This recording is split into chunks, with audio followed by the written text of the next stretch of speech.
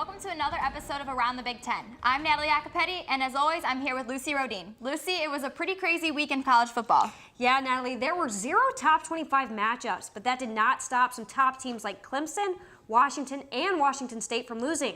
But let's see how the Big Ten did. Rutgers and Illinois faced off for the battle of who is the worst in the Big Ten. And Rutgers running back Gus Johnson was tired of being stuck at the bottom as he ran for 2 touchdowns.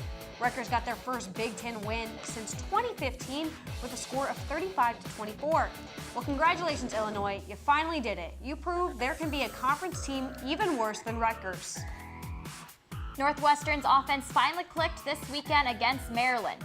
Running back Justin Jackson ran for 171 yards and 2 touchdowns. With this game, Jackson became the all-time rushing yard leader at Northwestern. The Wildcats got their first Big Ten victory of the season, 37-21. Yikes, Natalie. Of course the Wildcats are getting hot right as Iowa heads to Evanston. But in Bloomington, Michigan barely escaped Indiana. IU sent the game into overtime with a 46-yard field goal as time expired. In OT, the Wolverines' offense finally showed up as they had to rely on a 25-yard touchdown run from Karan Higdon and a 4th down interception to get past the Hoosiers. Michigan's struggling offense is finally catching up with them, but for this game, the Blue took it 27-20. Let's head over to Minnesota. MSU running back L.J. Scott returned from injury and had a career-high day. Scott ran for 194 yards and 2 touchdowns. Scott's performance was just too much for the Gophers as Michigan State took this one 30-27. Ohio State went to Lincoln this weekend and it was just as bad as all of us expected. OSU cruised, beating Nebraska 56-14. JT Barrett had 7 touchdowns and the Buckeyes had 633 total yards. And they put up the most points against Nebraska since 1945.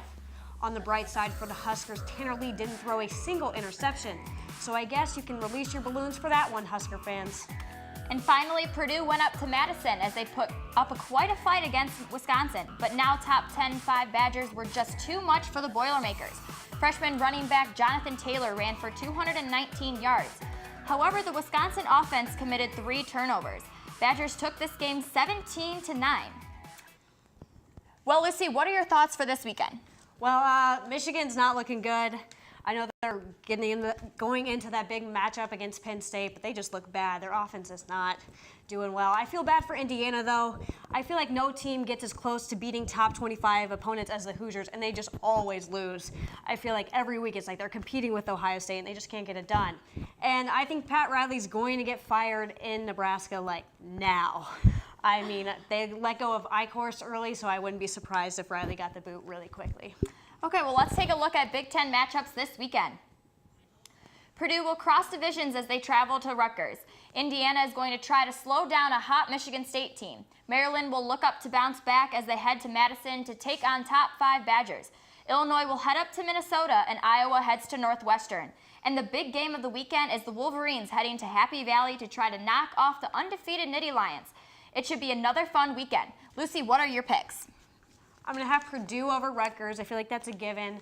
Wisconsin over Maryland, but I wouldn't be surprised if it's close. Michigan State over Indiana, but this could be IU's time to finally get that top 25 win. Minnesota over the now worst team in the Big Ten in Illinois. And Penn State over Michigan's pretty easy just because Michigan's not looking great. What about you? I would say the Penn State-Michigan game is going to be very close.